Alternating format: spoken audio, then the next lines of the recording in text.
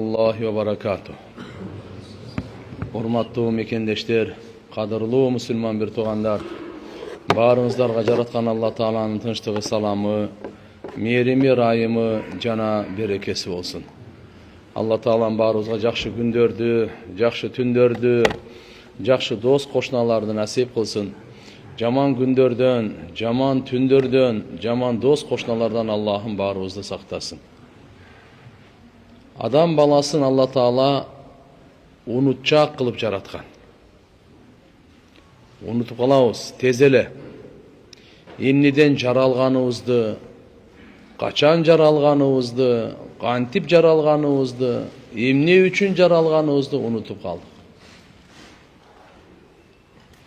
Bu dünya öte turgan, kete turgan ele dünya, tübölüktü kala turgan dünya emez. Ahirette bizde emne kütüp atat, anı da unutup kalganбыз. Jaratkan Allah Taala rayımdı, boorukер zat. Şu bizdin unutup kalganыбызды darılaş üçün eskertme kitebin düşürgön. Anın atı Kur'an. Kur'an adam balasına estetip durat, eskertip durat. Emneden jaralganın, kantip jaralganın, emne üçün jaralganın. Tiyakta emne kütüp atat, emnelerde kılış gerek dünyaya gelgende. Emnelerden saktanış gerek bu dünyada. Uşunun barın Kur'an'ın atı zikir.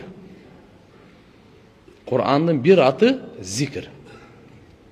Kur'an'da Allah Taala Peygamberimiz Muhammed Aleyhisselam'a aytkan: "Ve fa inna zikra tenfa'ul mu'minin." Sen estetip turgun.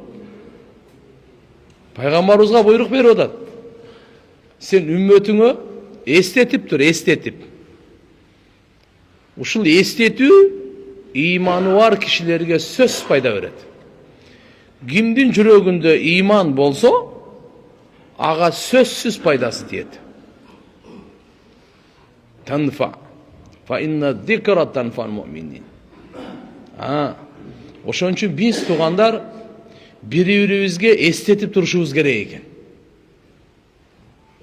Biri-biribizdi jakşılıkka çakırıp jamantan kaytarıp turuşubuz gerek eken. Hakikatты estetip turuşubuz gerek eken. Bu çoğun payda. Eğer de estetpesek unutacakpız, unutup kalabız. Keyin çoğun ziyanga adam uçuraganda anda geç bolup kalat. Adamdın ömürü ötüp ketkенден keyin geç bolup kalat. Jakşılık kılbay kaldı, jaman işlerdi köp kılıp aldı, oşo oydan dünyadan ötüp ketse geçip kalat. Аттин kap biri estetip koyup tur da, manga bir işi estetip koygonda jakşı bolmok экен да деген oydan ketip kalabız. Şon üçün biz unutjak jaralganбыз tuğandar. Bunuzdu biz moyunga alabız. Даже 4 rekеттүү namazda birinci rekette Fatiha'dan keyin kayсы сүрени okudum ele dep oşo esте жок. Ekinci reketke turganda birinci rekettegi Fatiha'dan keyin kayсы zam сүрени okugan esте жок bolуп kalып атат. Bizdin unutjaktыгыбыз ушунча. Şon üçün paygambarlar gelgen, alar ümmetine estetkenge: "Ey, sizler özüңөрдөн özüңөр jaralgan жоксуңар. Sizlerdi Allah jarattı. Sizler özüңөрдөн özüңөр bu dünyaga kelip algan жоксуңар. Sizlerdi uluu, keremettүү, jaratуучу, сүрөттөөчү, өңдөөчү, ömür berүүчү, ne'matlарын тартуулоочу улуу Allah Taala жоктон бар кылып алып келди. Азыркы силерге берилип аткан бардык жакшылыктар жараткан Аллахтын тарабынан келип атат. Ошон үчүн силер Аллага шүгүр келтиргиле. Ага ибадат кылгыла. Анын не'маттарын туура иштеткиле, исрап кылбагыла. Анын чегинен чыкпагыла, аша чаппагыла, кутурбагыла, шайтандабагыла, бузулбагыла, башка бирөөлөрдү бузбагыла, туура жолдо жашагыла. Алланын кулчулдугун, жараткан Алла Тааланын пендечилигин ошону аткаргыла деп келди. Пайгамбарлар эстетет эле. Түбөлүктү бара турган жайыңарды унутпай жашасаңар, адашпайсыңар деп. Ал жакты унутуп калсаң, анда өлдү анда биягы. Ошон үчүн бара турган жайыбызды унутпайлы. Ар бирибизге бирден жай бейиштен, бирден жай дозоктон таяр. Азыр таяр. Пайгамбарыбыз саллаллаху алейхи ва саллям айткан, адам баласы дүйнөгө келгенде Алла Таала бир орун бейиштен, бир орун дозоктон даярдатып коет. Ар бир инсанга. Мына 8 миллиард адамдын баарында бейиштен орду бар, баарына дозоктон да орун бар. Экөөнө тең орун бар. Эгерде ыйман келтирип, жакшы амал кылып кеткен болсо, Кудай кааласа бейиштеги ордун алат, дозоктогу ордун таштайт. Эгерде Кудай сактасын ыйманды ойлобосо, ыйманга мээнетти кылбаса, ыймандуу жашоону тандабаса, жакшы амалдарды кылбаса, тескерисинче капырлык ширк менен, күнөөлөр менен, бидаттар менен, анда баягы дозоктогу итак эле даяр орду бар эле, ошону алат. Бейиштеги ордун алдырат. Бейиштеги ордун алдырат. Бу дүйнөгө ким келип кеткен эмес туган. Бизге чейинче триллиардтар келген. Триллиардтар кеткен. Ошондо дагы байлары бар эле, бийлери бар эле, эркектери бар эле, аялдары бар эле, жаштары бар эле, бардыгы. Эч ким калган жок. Эч ким калган жок, бар кеткен. Мына азыр жердин үстүндө кыбыр эткен, кыйкыргандын баардыгы кетет. Бири калбайт. Ушинтип дүйнө Алла канча каалашынча пендени жаратып сыноого алып келет дагы алып кетет. Алла субханаху ва таала илиминде, кудуретинде канча жарата турамыз ошончо жаратат, ошончо алып кетет. Бизден кийин канча жолу күн чыгат, күн батат, аны Алла өзү билет. Канча жамгыр жайт, канча жерден жемиш чыгат, буну Алла Таала өзү билет.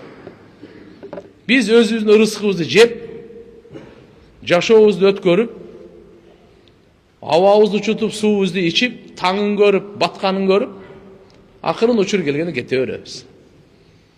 Эч ким бу дүйнөдө түркүк болуп калган эмес, калбайт дагы. Улуу пайгамбарлар дүйнө менен кош айтышкан. Матан нас хаттал анбия, адамдар биякта турсун, пайгамбарлар дүйнөдөн өтүштү. Пайгамбарлардын пайгамбары Мухаммад алейхиссалам дүйнө менен коштошту. Бүткүл ааламга райым, мугалим болуп келген. Бүткүл ааламды караңгылыктын баткагынан чыгарганга келген. Адамзатты бейиштин жолун көрсөткөнгө келген. Ааламдын сыймыгы Мухаммад Мустафа саллаллаху алейхи ва саллям дүйнө менен кош айткан. Сиз биз ким калып кала турган? Ошон үчүн ошол күндү унутпай, ошол күнгө даярданган эң акылдуу адам. Бу дүйнө менен коштошо турган күнгө даярданып жашаган эң акылдуу адам экен да. Мени 100 жылдан кийин келсин, бирок бизге белгисиз болуп атпайбы? 1 жылдан кийин эле келип калабы? 5 жылдан кийин келип калабы? 10 жылдан кийин келип калабы? Бизге белгисиз да. Корко турган жер ушел. Ошто бизге белгисиз. Bir aydan keyin gelip kalaşı mümkün, kim bilir. Albatta biz ümit menен жашайбыз, Allah'dan sorap жашайбыз. Ya Allah, köp жашайын. Emnege? Köp jakşı işlerdi kılıp alayım. Köp жашайын. Emnege? Günelerde köp kılayın deppi. Astagfirullah. An üçün köp жашаганды sorabay koyuş gerek. Egerde şu buzukuluktu, günölördü, kılmıştılıklardı köp kılayın, oşon üçün köp жашайын degenden görüp, köp жашабайla koyuş gerek. Sebep al jaka barganda azap tübölüktü beriledi. Korduk tübölüktü beriledi. Kılgan günögö her birine cazası beriledi.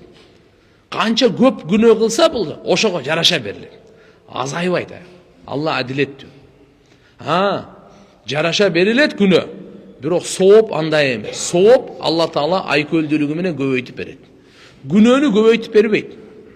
Күнөө как она есть, канча кылса ошонча жазаланат. Бирок Алла Таалам соопту өзүнүн айкөлдүүлүгү, ырайымдуулугу менен көбөйтүп берет. Эселетип берет. Эбегейсиз берет. Алла Таалам жакшы иш кылгандарга айкөлдүүлүгүн көрсөтөт. Жаман иш кылгандарга адилеттүүлүгүн көрсөтөт. Эмнени түшүндүк? Жакшы иш кыла турган болсок, Алла Таала айкөлдүүлүк мамиле кылат экен. Кылганыбызга жараша бербейт экен, эселетип берет экен. 1-1 эмес, 1-10, 10-дон 700-гө чейин. Андан да канча калашынча өз көбөйтө берет, анан эч ким сурай албайт. Алланын казынасы кең. Жараткан Алла Тааланын бейиши кең. Бирок Алла Субханаху ва Таала залым эмес. Же адилеттүү мамиле кылат, же айкөлдүүлүк мамиле кылат. Алла зулумдук кылбайт. Зулумдук каалабайт. Пендесине дагы, ааламына дагы. Адилеттүүлүк мамиле кылат. Кылмышкерлерге адилеттүүлүк мамиле кылат.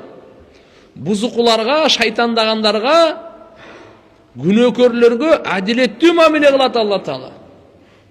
Зулумдук кылбайт. Кылганда жараша алат, сөзсүз. Өз ыктыяры менен, өзүнүн каалоосу менен кылды. Алыш керек өзүнүкүн.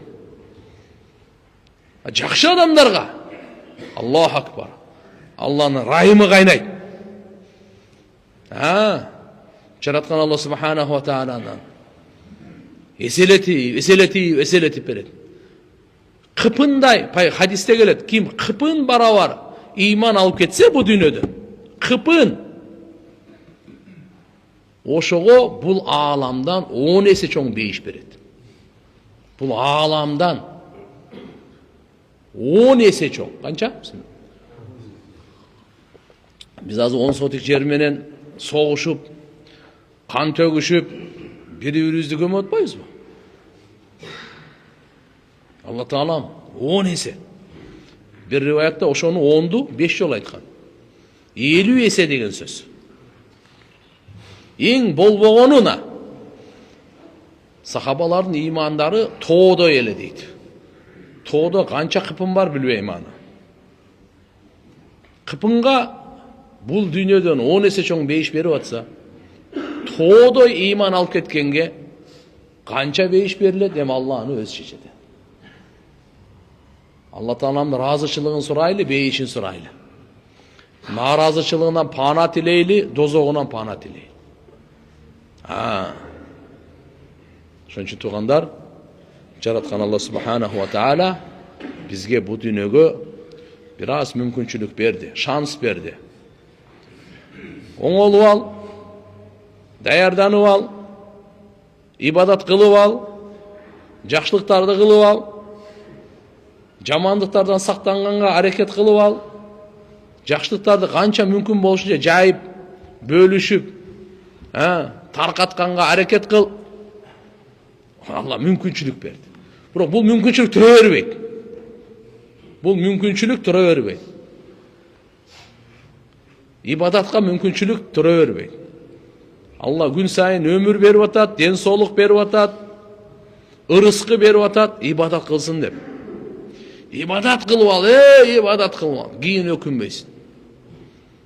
Ибадат кылбай кетсең, шерменде болосуң.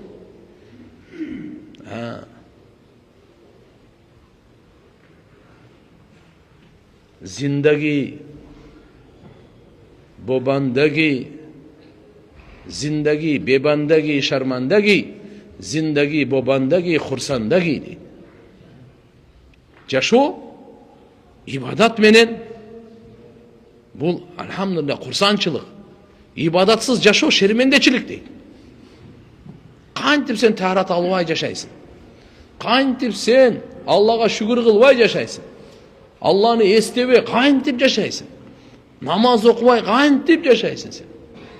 Ошо Алланын улуу фарызын кантип окубай жашайсың?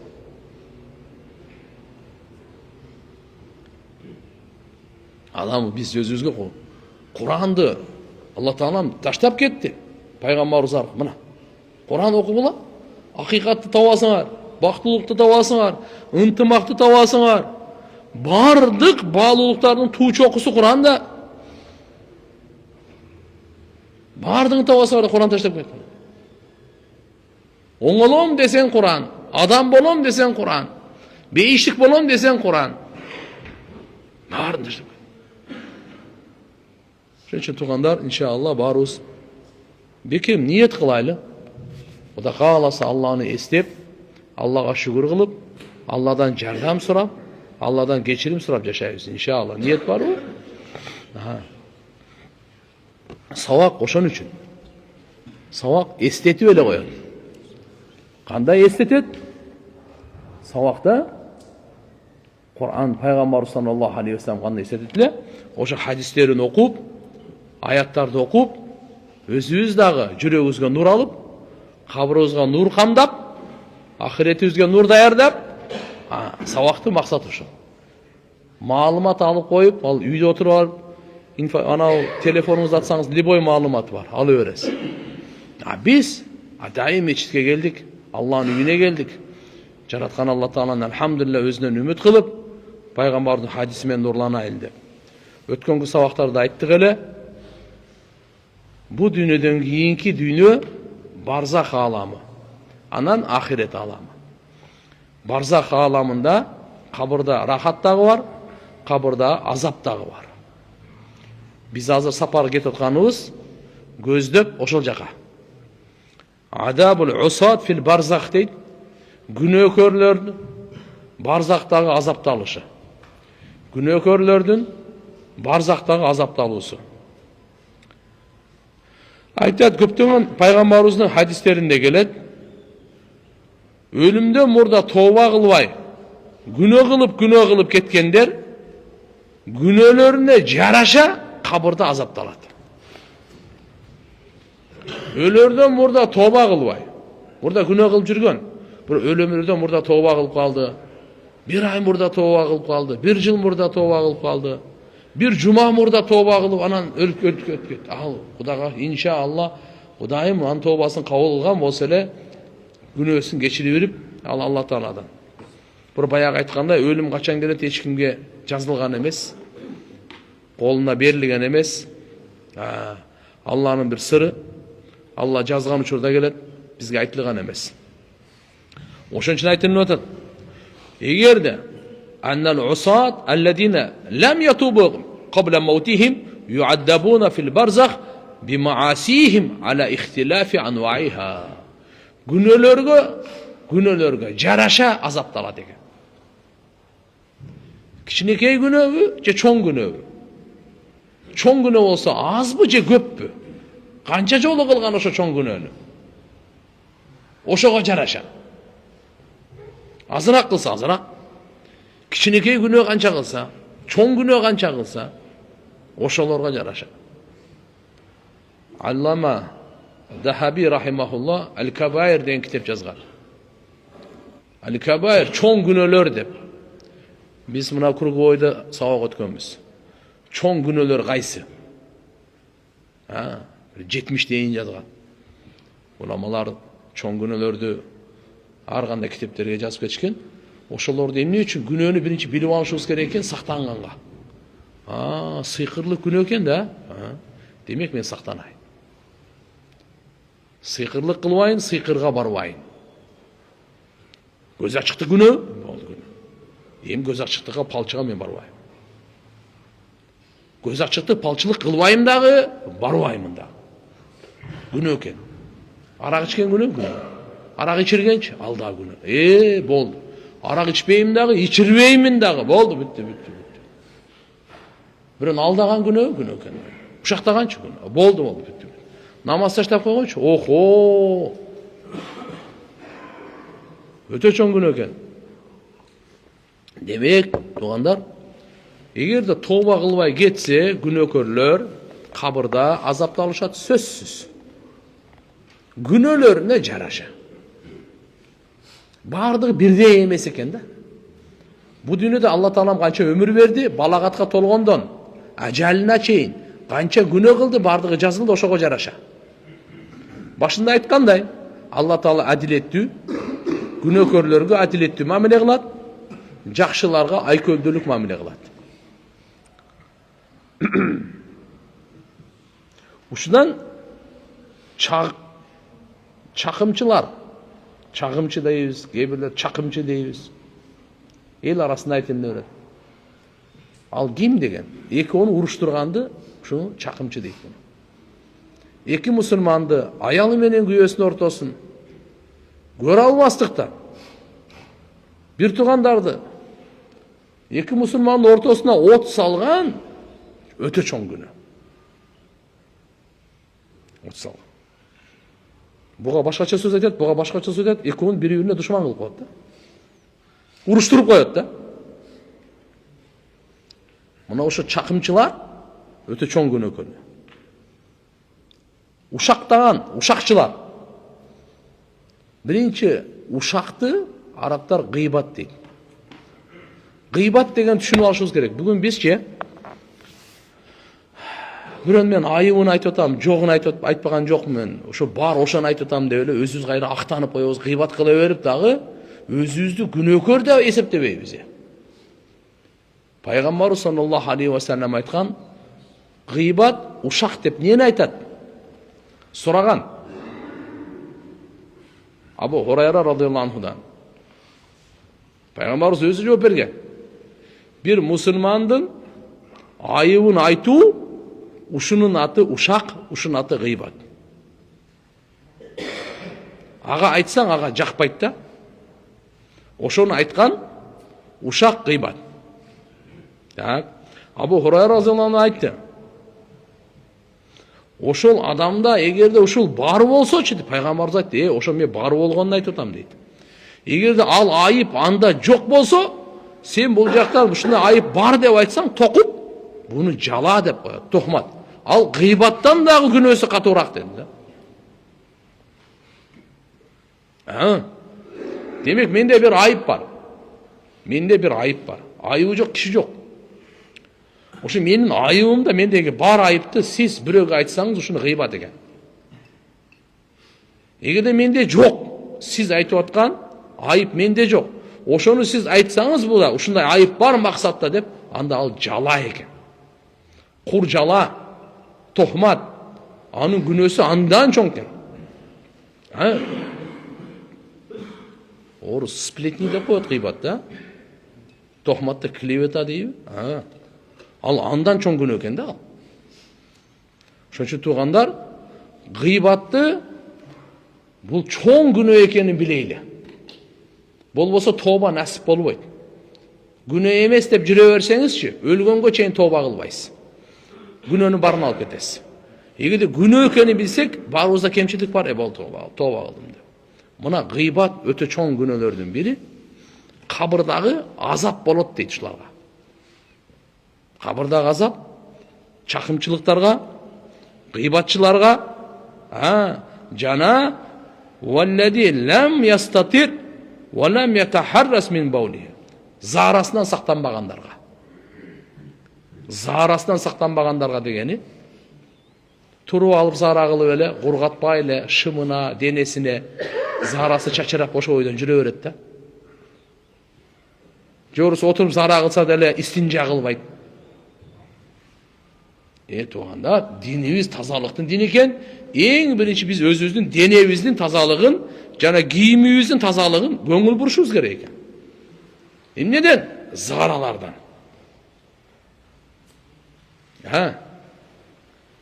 Ошодон биз денебизди, кийимибизди сакташыбыз керек экен. Зара кылдыңыз, улуу зара, кичи зара.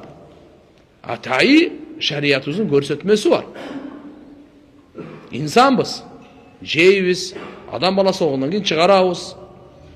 Бул уяты жок, уяттуу нерсе эмес, түшүнөбүз. Бирок ислам маданияты, Аллаху акбар, тазалык туш жерден баштаган.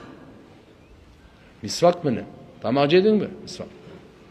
Пайгамбар саллаллаху алейхи ва саллям ушунчалык көп мисвак колдонот эле, оозун тазалап жүрөт эле. Мисвак деген алкымды тазала, көздүн курчтугун, Акылдын тунуктугун бардык сыры мисвакта. Болбосо болор болбогон эле акча турат. Мисвак менен окулган намаз, мисваксыз окулган намазга караганда 70 есе сообу көп деген. Ал ким дараты мисвак менен алган болсо, шам окудук го. Ал 70 шамдын сообун алып кетти да. Мисвагы жок окугандар бир эле шам. Пайгамбарыбыз айтат 70 есе көп дейт. Мисвактыкы. Алланын ыраазычылыгы бар, шайтандын ачуусу бар. Бир жөн эле тазалык эмес, бир эле тиштин актыгы эмес. Бул пайгамбардын сүннөтү.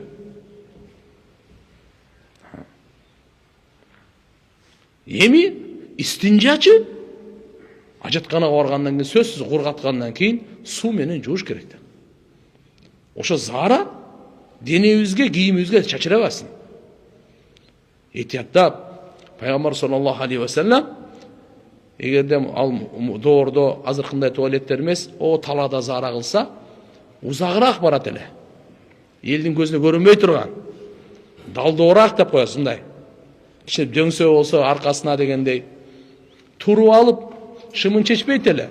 Жерге жакын болуп туруп, анан чечет эле. Жерге жакын болуп, туруп алып эмес, жерге жакыныраак болуп анан. Кайсы жерге заара бошотсо, ошол жерди кичине жумшартат эле. Жыгачы мененби, кылычы мененби, капиосу мененби жумшартып, анан заара кылат эле. Эмне үчүн? Ошо чачырандысы тийбесин. Чачырандысы. Мына азыр сахих хадистерде аз айтабыз. Бухариде, Муслимде келет. Ибн Аббас разияллаху анхумадан Кала марра наби саллаллаху алейхи ва саллям аля кабрайн. Пайгамбарыбыз эки кабырдын жанынан өтүп бараткан эле. Факала айтты: "Иннахума ла юаддабан" dedi. Пайгамбарыбыз жердин үстүндө. Алла Таала ушунчалык илим берген, жердин астында эмне болуп атканын көрүп турат. Мына ал эки кабырда жаткан адам азапталып атат dedi. Кабырда азап бар экени бир. Экинчиси пайгамбарыбыздын мужизасы. Адам көрбөгөндү пайгамбарыбыз көрөт. Пайгамбарыбыздын көрүүсүнүн күчтүүлүгү чыгыштан батышка чейин карап коет эле. Туруп аркасындагы көрүп коет эле. Ойлойт кандай аркадагыны көрөт. Пайгамбарыбыздын мужизасы. Пайгамбар саллаллаху алейхи ва саллям намазда туруп бейишти көргөн. Намазда туруп тозокту көргөн.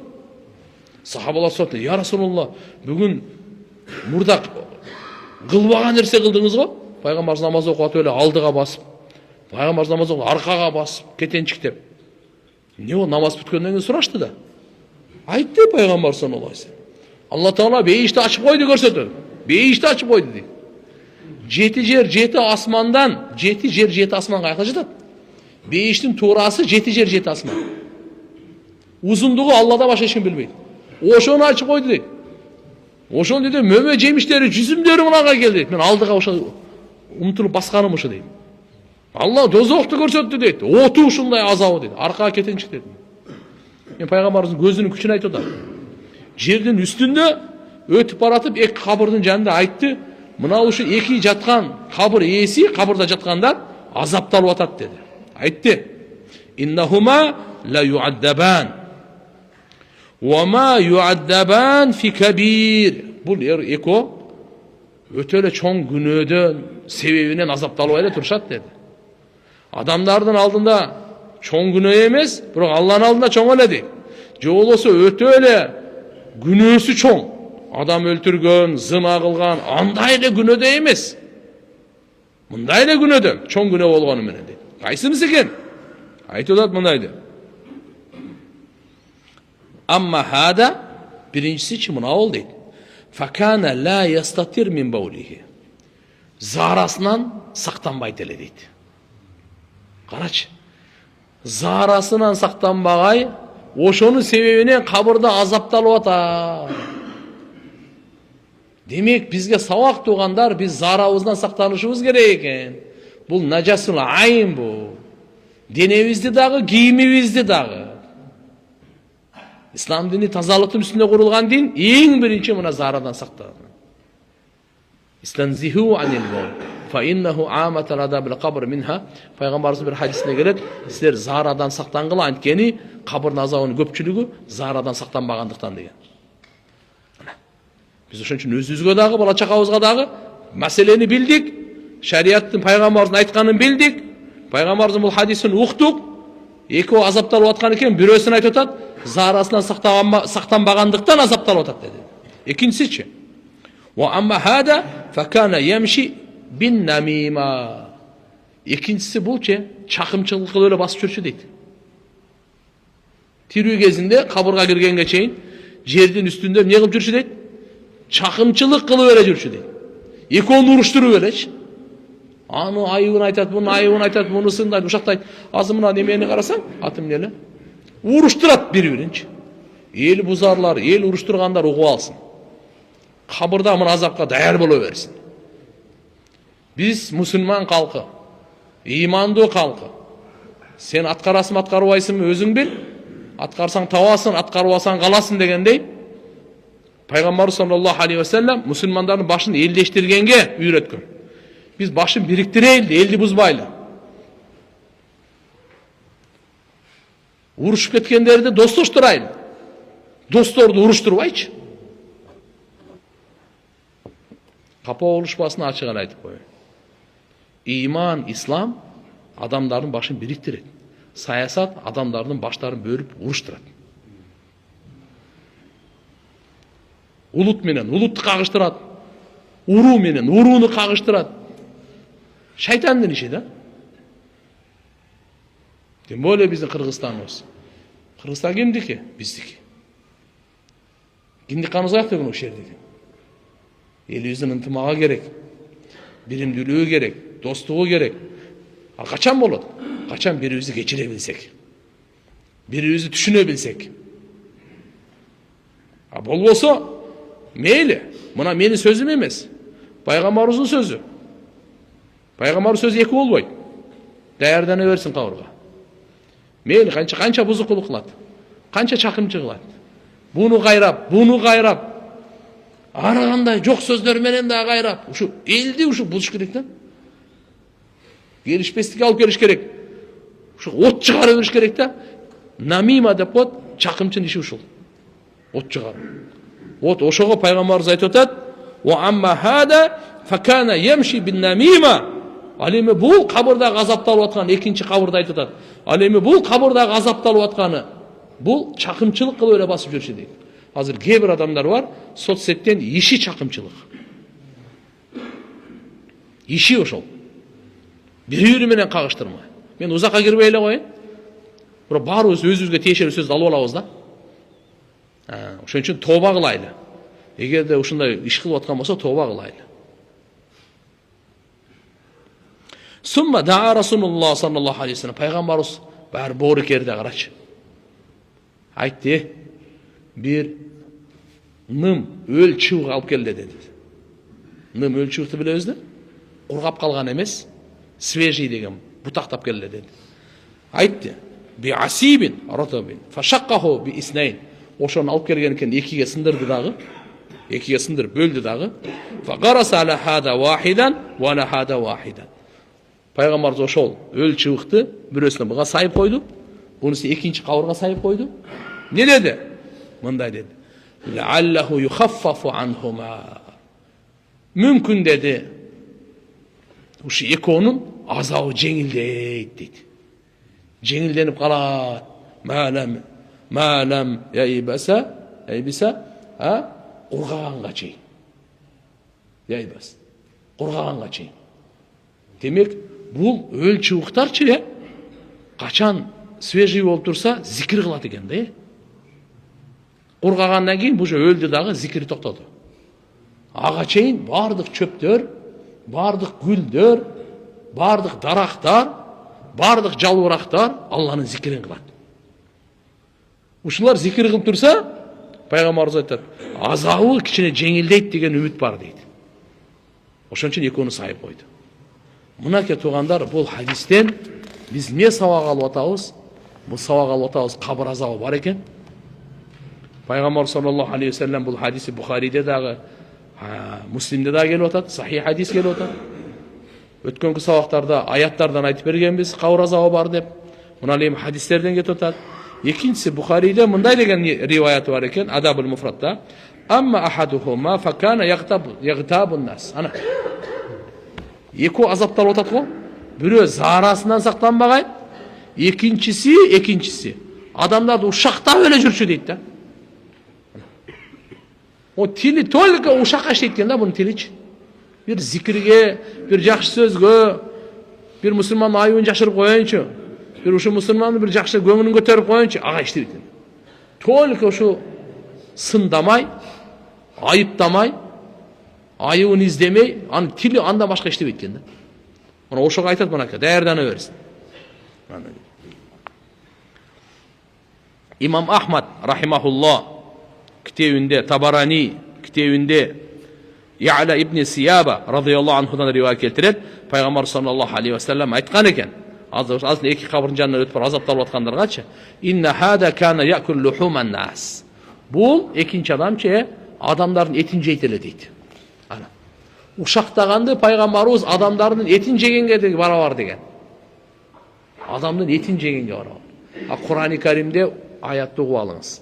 Жараткан Алла Таала Хужурат сүрөсүндө айтат: "Я ayyuhallazina amanu ijtanibu kaseeran minad-dhann inna ba'dadan ism." Ey имандуулар, силер жаман күмөн сүрөгөндөн сактангыла дейт. Анткени кээ бир жаман күмөн күнөө болуп жазылат. Кээ бир жаман күмөн даже жаман күмөн сүрөгөн дагы тыйып атат Алла Таала. Жакшы ойдо боло бер. Bir тугандарыңа, атаңдын bir тугандарына, энеңдин, апаңдын bir тугандарына, тайкелериңе, тагаларыңа, кайын журтка, кошуналарга жакшы күмөндө боло бер. Жаман күмөндө болбой эле кой. Алла субханаху ва таала "Ва ла яqta ba'dukum ba'da." Бири-бириңерди ушактабагыла деди. Ayuhibba ahadukum ya'kula lahma akhihi maytan fakarihtumuhu. Allah subhanahu wa taala aytат, эмне бирөөңөр bir туган мусулман bir туганыңдын өлүп калган этин жегенди жакшы көрөсүң дейт. Жиркенесиң го дейт. Демек гыйбат ошол bir туган мусулмандын этин жеген менен барабар дейт. Имам Бухари рахматуллахи алейхи айткан, гыйбат арам экенин билгенимден кийин өмүрүмдүн аягына чейин эч кимди гыйбат кылган жокмун дейт. Uşaqtagan жоқпын дейді.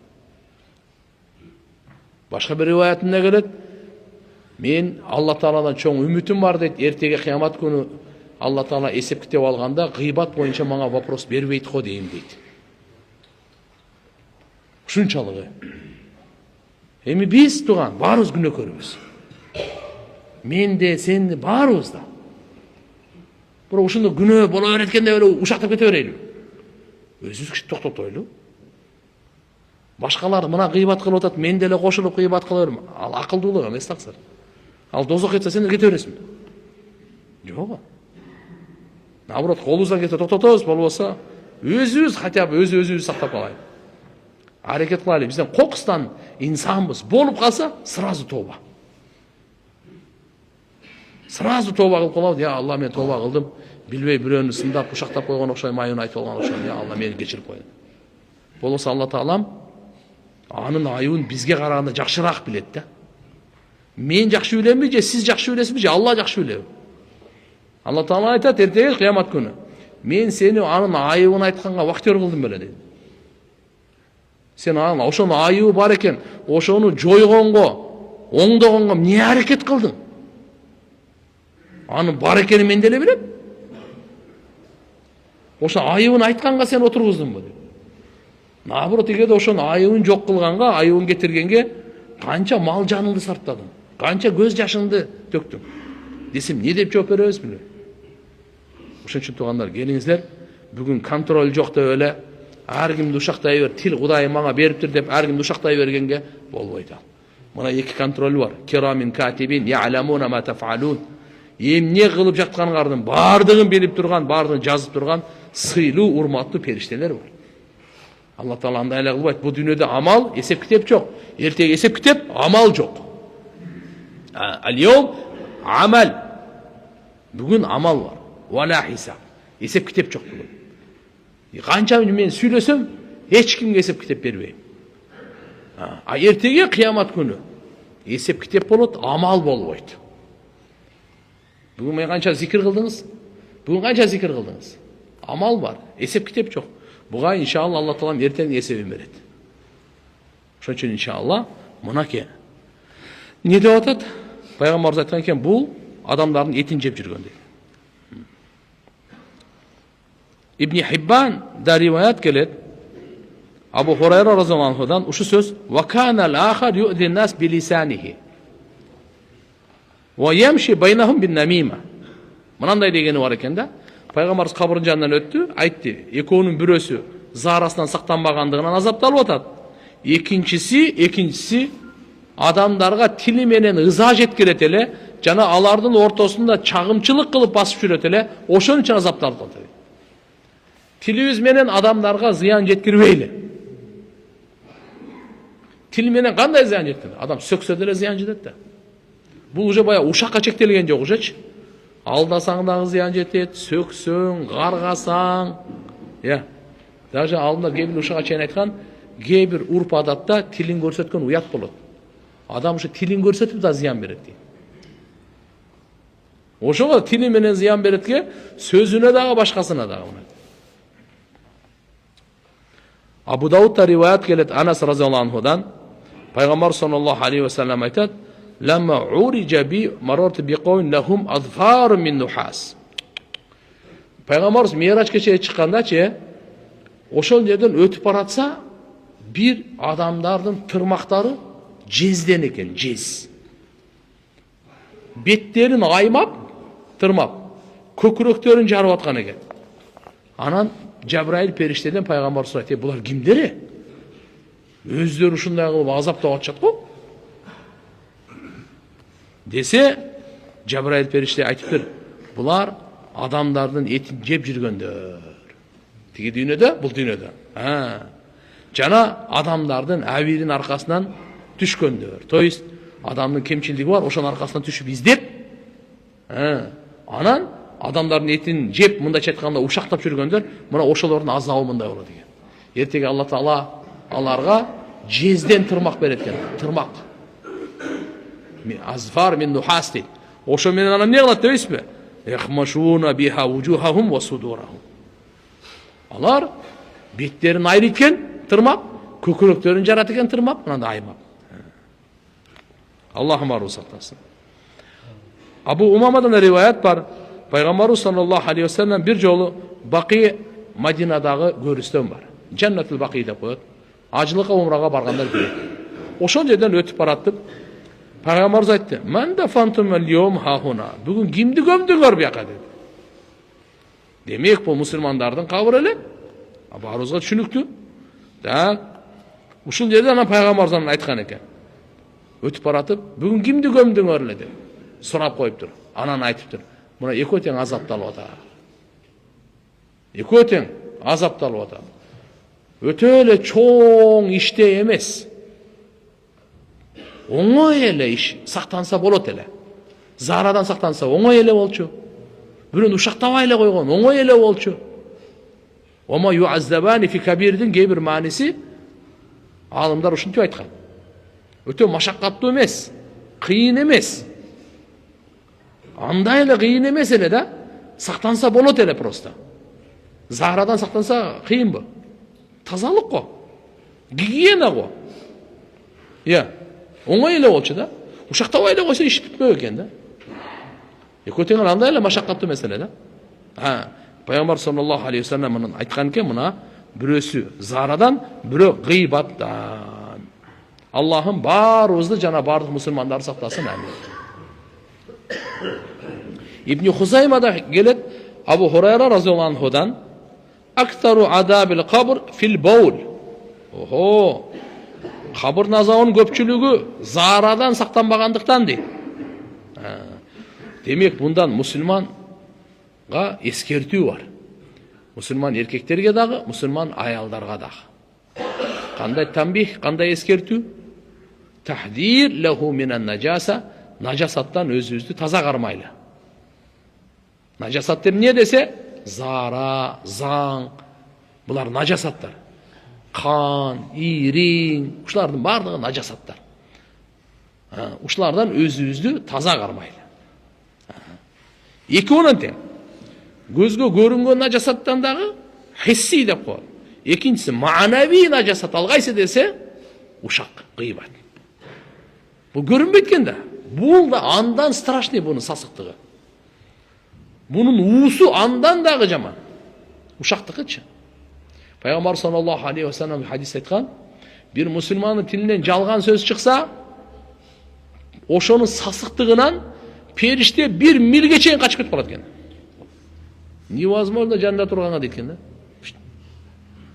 Biz сезбейміз де бұны чы. Biz bunu сезбейміз. Biz зара заңды сеземіз. Аны хисси деп қояды. Қармала тұрған, пашупатындай, жыттана тұрған нәрсе. Манавилер, мына ушақ, жалған, текеберлік, бұлардың барлығы қашып кетіп қалды нәрсінде. Ошон үчүн мусулман адам экөөнүн тең сактаныш керек дейт. Руханиятка тиешеси барлар дагы, денеге, жан дүйнөгө дагы, макулбу? Денеге дагы, экөөнүн тең жанга дагы, денеге дагы келе турган арам нерселерден сактаныш керек экен. Эми туган жерде мындай дейт да, адам өзүнүн денесин, кийимин najasаттан сактаганга буйрук берилип атат. Ошонун себебинен азапталып атат. Так, болбосо ушул намаздын шарты, бир шарты. Намаздын бир шарты дене najasаттан таза болсун. Дене najasаттан таза болсун. Ушу бир шартты аткарбай койгонго тиякта азапталып атса, намаздын өзүн окубай койгонго кандай болот экен? Namazın 12 farzı var ha. Baruz biliriz. Bizde Hanefi mazhabda 12 farz. Gebirce'de 13 farz. Ha? Ekotengar problemi yok. Bayağı al yerde giyim boyunca aytılınıp kalat. Giyimden daha taza olsun. Birinci cer taza olsun. Giyim taza olsun. Dene taza olsun. Anan satır avrat dep koy onu. Erkekteki giyimdikten tize geçen cavuk olsun. Bu şart namazdınç. Şartları da. Уақыт болсын, қыбланы табайлы, ниет қылайлы, Аллаху акбар деген бірінші такбир, мақұл ба? Қиям деп қояды, намазда тұрғанымыз. Тұрғанға күші жетсе, отырып оқыса болбойды фарыздарды. Ана рүку дегеніміз бар, сәжда дегеніміз бар. Рүку, сәжда, анан ақырқы қада деп қоямыз. Мұналар фарыз. Bunlar ne gene? Bardığı farz. Giyim taza, dene taza, jer taza, satır avratını. Buna oşolorun egerde birle şartını atkarбай койгонго тиякта азап болуп атса, эгерде намаз окубай койсо, намаз таштап койсага кандай болот дейт. Ошон үчүн туугандар, Алла ырайымына алсын баарыбызды, биз бири-бирибизди намазга чакырайлы, намазга бекем болойлу. Ибадаттардын эң абзели бул. İkincisi, min asbabi azabil kabr, kabr azabının sebeplerinden biri solata tusalla bi gayri tahur. Dehratı yok kim namaz okusa, dehratı yok öyle namaz okusa, kabirde azaptalat değil. Tuğandar, dehratı yok namaz okusa bol boy. Kim atayla okusa, Kuday saklasın, imandan acıragan korkunuçu var.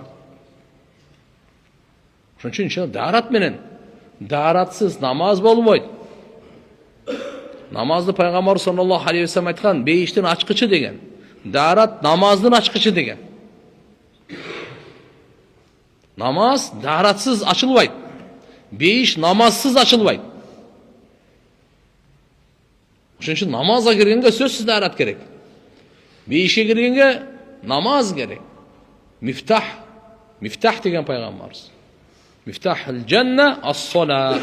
Beyiştin açkıcı namaz. Demek daratsız ele namaz okuy turgan bolsa, ikincisi zulüm çekкен adamga жардам бербей койсо, бул да кабыр азабына дейт. Tahawida rivayat келет. İbn Mas'ud разияллаху анхудан пайғамбар саллаллаху алейхи вассалам айтады: Алланың пенделерінен бір пендеге бұйрық берілген екен. Қабырда 100 жол ұрғыла деп. Анын ал сұрай беріпті, дуа қыла беріпті. Те бүрөсі тигенге чейінчі, ақырқы саланға чейін. Фадуриба анан урулуп, фамтала қабру алейхи наран, аға қабыры отқа толып тұрды. Фаламар тафа анху афақа. Қанан ошо кеткеннен кейін есіне келіп, анан айттыр: Алама Джаллаттумуни, қайсы негізде мені сіздер үшін 100 жол ұрдыңар? Дурра деп қояды, чапқанды. Қалу, ошында айтышқан екен аларға. Періштер айтса керек та: Иннака саллайта салатан биғайра тухур, сен дәраты жоқ намаз оқиды елен ғой? Деп. Ва марарта ала мазлумин, фалам тансурху, бір мазлумдың жанында өтіп баратып оға жардам берген жоқсың ғой? Мазлум деген зұлым чеккен, жапа чеккен адамды айтады. Ошоға сен билип турсаң, кантип жардам бербей қой? Жардам бериш керек экен да. Токтой, мен өзүмдүн жанымды сактайм, болсо ошо болсун, кете бер. Андай болбойт экен. Кой деп коюш керек экен да, хотя бычы. Бирөө-бирөөнү токмоктоп атса, токтой, ажыратып койсуң, кой, эмне кылып атасың? Кой, зулумду кылып атса, бирөө-бирөөнө жамандык кылып атса, кой деш керек экен.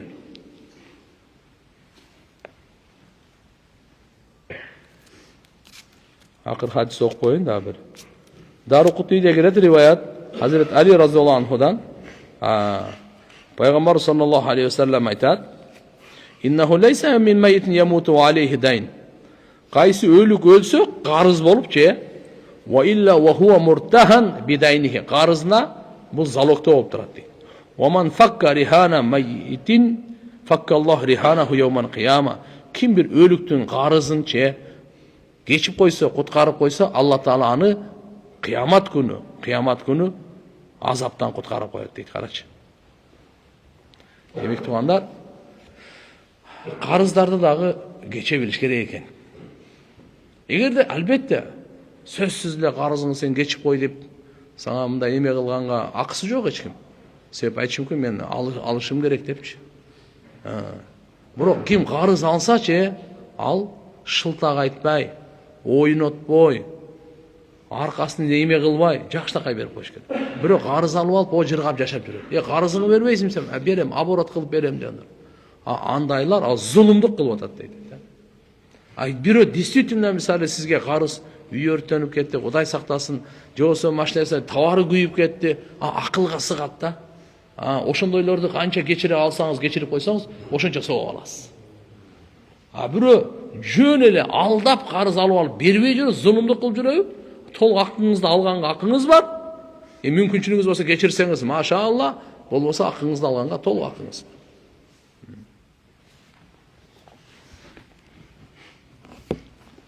бар.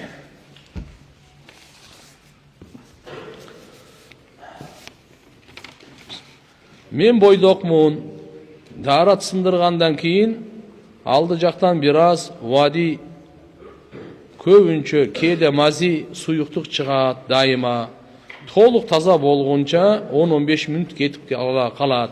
Кээ бир учурда дароо бошогондон кийин дарат алганга туура келип калат. Мисалы, күн чыгайын деп калганда дароо дарат алсам, даратым сынып, 2-3 жолу дарат алган күндөр болот. Имамчылыкта чыккандан да корком. Ушундай дарат менен кандай кылам? Эң жакшы жубай туш болсун деп дуа кылып коюңузчу. Allah razı olsun. Мындайда биринчиден мына простатит болуп калгандан, кичине суу өткөрүп алгандан, же болбосо ушундай эмне заара кармабай чыгып калат, же болбосо азыркында өзү айтып аткандай дарат алгандан кийин дагы мази чыгып калат деп. Будан мазиден дарат сынат. Бул урук эмес, эркектик урук эмес. Гусул важип боло турганчы. Ага чейинки бир ак ушундай чыгып калат кээ учурларда. Ага ушундай болуп калып атса, сиз дарат алганга шашылбай туруңуз. Мисалы намаз 1:30 болсо, сиз 1-де акырын эме кылып бошонгондон кийин кичине басып туруңуз. Истибра деп коебуз. Отуруп, туруп, путтарды кайчылаштырып, кичине шашылбай туруңуз. Андан кийин аны жакшы кургаткандан кийин, анан бисмилла деп дарат алыңыз. Будан да сырткары дагы өзүңүз иншалла карап врачтарга кайрылып, дарыланганда аракет кылыш керек. Муздак суудан этияттаңыз. Истинжада көбүнчө мына жаштарга айтып коеюн. Муздак суу менен чалпылдатып, бардыгын жууган кереги жок. Кайерде заара чыкса, ошол жерге эле жууп койгон ошо жетиштүү болот. А кээ бирлер буну билбейт да, ысык жерде туруп алат, ысык жактан чыгып туруп, анан заара кылгандан кийин истинжа кылыш керек деп бардыгын жууп, суу өткөрүп алат дагы, ар кандай ушундай тамчыламай, простатит ушундай ооруларга чалдыгып калат. Ушулардан этияттап жүрүшүбүз керек да. Алла Таалам иманды жубай насип кылсын сизге, амин. Ажеке, менин суроом төмөндөгүчө. Мен мындан 3 жыл мурун курук дооматка кабылдым. Айылда портер менен мал ташуучумун. Айылдаш баланында малын алып барганмын. Ал малдар уурулук экен. Ошол бала менен шериксин деп жала жаап мени камап койгон. Бирок мен ошол күндөн бери өзүмү жеп келем. Бирок мен өзүмө таза жүргөн баламын. Ал бала качып жүрөт. Мен ошого кандай чара көрсөм болот? Кеңири түшүндүрүп кетиңизчи, алдын ала рахмат. Алла Таалам баарыбызды куржаладан сактасын. Эгерде сиз таза болсоңуз, уурдалган малга сизди шериктеш, участник деп туруп эме кылса керек да. Иш козголсо керек да. Анан камап. Эми ал эмне? Ал баланы издеңиз. Айтыңыз, эгерде сиз действительно чындыгында эле зыян тарткан болсоңуз, шариаттын талабы бар. Бар айтың, мен буга мен каяктан билем? Бирөө уурулук мал салдыбы, же өзүнүн малыбы, же атасынын мурас малыбы? Менин ишим бир жерден экинчи жерге алып барып коюп, ошого мен акча алып атам аны.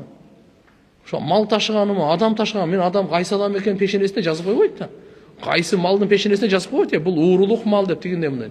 Жакшылап айтышыңыз керек эле. Эми ошон себебинен сиз мына камалдым деп атасызбы? Кандай болот? Алла Таалам даражаңызды берсин.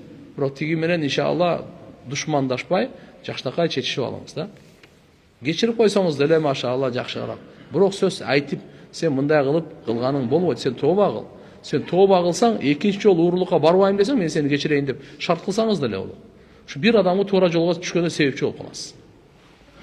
Менин суроомо жооп берип коюңузчу, Алла разы болсун, Алла разычылык үчүн.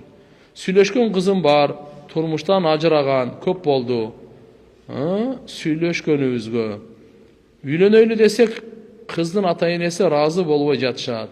Кыздын биринчи турмушунан бир бала бар, талак берип ажырашкан.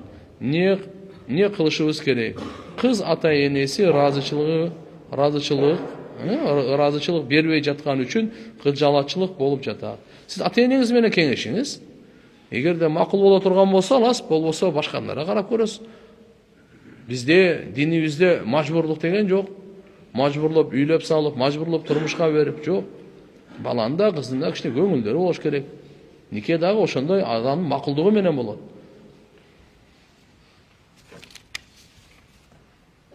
Устаз, мен үйлөнөйүн дедим эле. Ата-энем динден алыс болуп, өзүм да аракет кылып көрдүм, болбой атат. Туугандарга да айттым, өзүң үйлөн деп атышат. Не кылышымды билбей атам. Не Кудай кааласа, ар кимдин тагдырында Кудайым жазганы бар. Буга көп кыжалат боло бербеш керек. Сиз дуага бекем болуң, 5 вакыт намазга бекем болуң. Анын акырын иншалла жуучуларды, эжелериңиз бар, жеңелериңиз бар дегендей. Эжелериңиз бар, апаңыз башкалардан ошо имандуу машалла кыздарга азыр Кудайга шүгүр. Имандуу кыздар деле көбөйүп калды, имандуу балдар деле көбөйүп калды. Жакшы иншалла ниет кылсаңыз, Алла Таалам иншалла аракетке жараша берет, ал эч немеси жок. Кичине аракет кылып эле үмүтсүз болуп калбаш керек да. Устаз, менин жашым 23-тө. Мен түшкө чейин окуйм. Түштөн кийин дин илимин үйрөнөйүн дедим эле. 2-3 сааттык Куран, фик, сират боюнча илим алайын дедим эле. Бишкектен кайсы жака барып окусам болот? Курстар барбы? Аялдар үчүн бар экенин угуп жүрөбүз. Эркектер үчүн дагы барбы? Мен точно билбейт экем. Мына Ислам университетине кайрылып келсеңиз, буларда онлайнда азыр сабактар болсо керек эле. Ошо Кудай кааласа мына 2-3 сааттык ошолордон маалымат аласыз. Assalamu alaikum taqsir wa alaikum assalam. Menin ayılda ülüş yerim var. Anı bir tuğandarım iştetet. Anan maňa akısı dep akça beret. Alsam bolot. Bolot. Ülüşler sizdiki bolgandan keyin kalasaňyz arendaga beriňiz.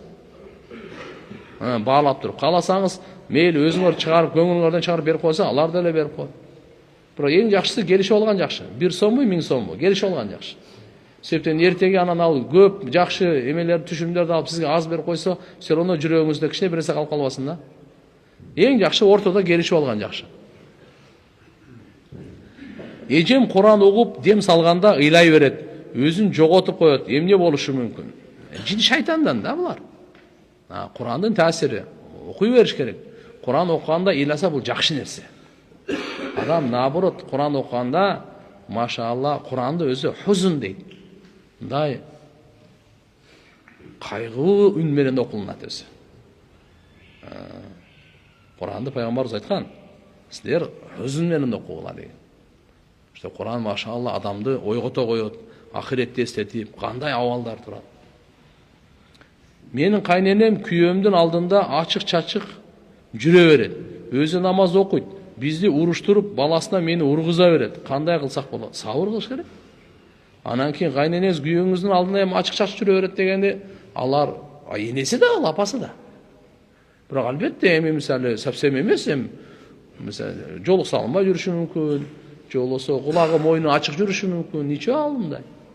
Biroq misali kökürög açık жүрөгөн алар болбойт misali. Алар анчалыктары болбосо керек. Biroq siz sabır kılıp, каяш айтпай кызмат кылып дуасын ала берле, иштин баары жакшы болот.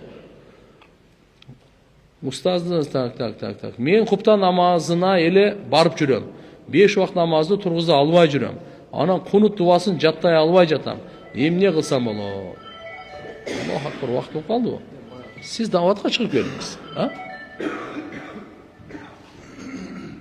Siz davatga çıkıp geldiniz, 5 vakt namaz kolga gelet.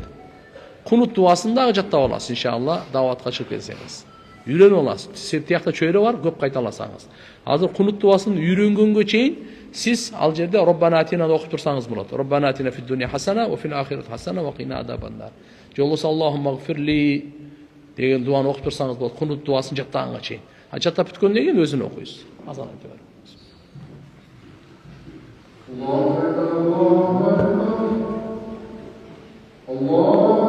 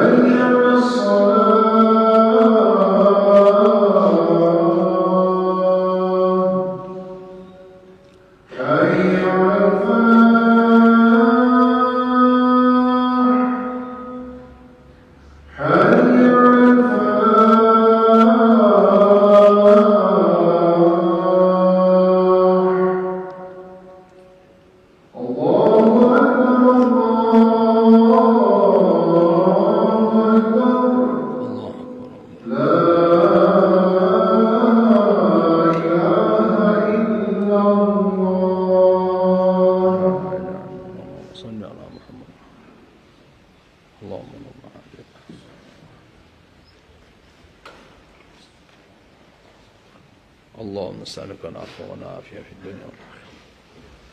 Estegende tuğanlar, murunku sabaklarda bana bir sura düşkön ele. Farz namazlardan 3. 4. reketinde Zam suresi hükümü qanday bolot, sajda sah vacip bolobu je vacip bolboybu dep. Birinci maseleni düşün alaylı. Farz namazda 3. 4. rekette Fatiha'nı okuş sünnet. Фатиха окуп эле зам сүрө кошпойбуз, рүкүгө кетебиз.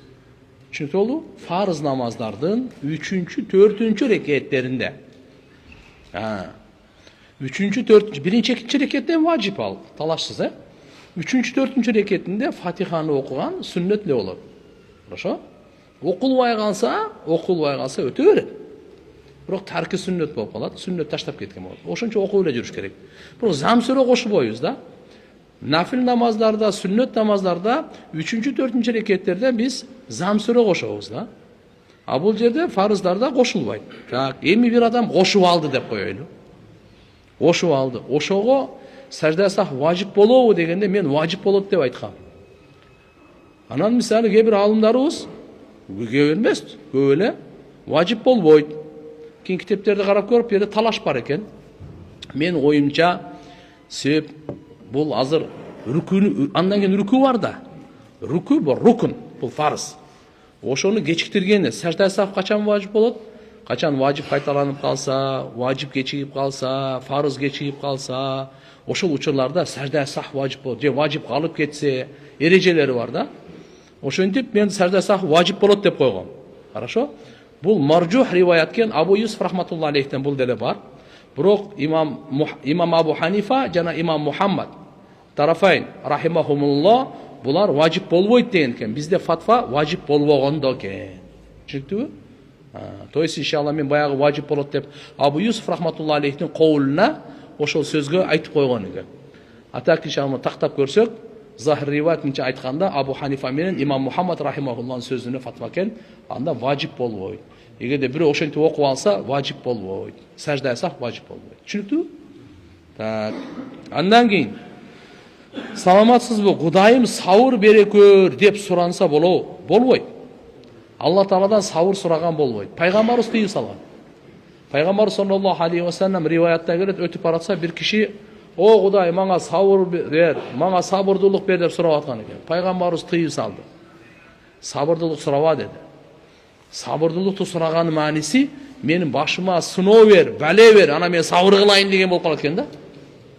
Ошончо пайгамбарыбыз айтты, сен афият сура деди. Благополучие, афият, амандык, сак саламатчылык сура деди. Ошентип пайгамбарыбыз сабырдуулукту сураганды тыйган.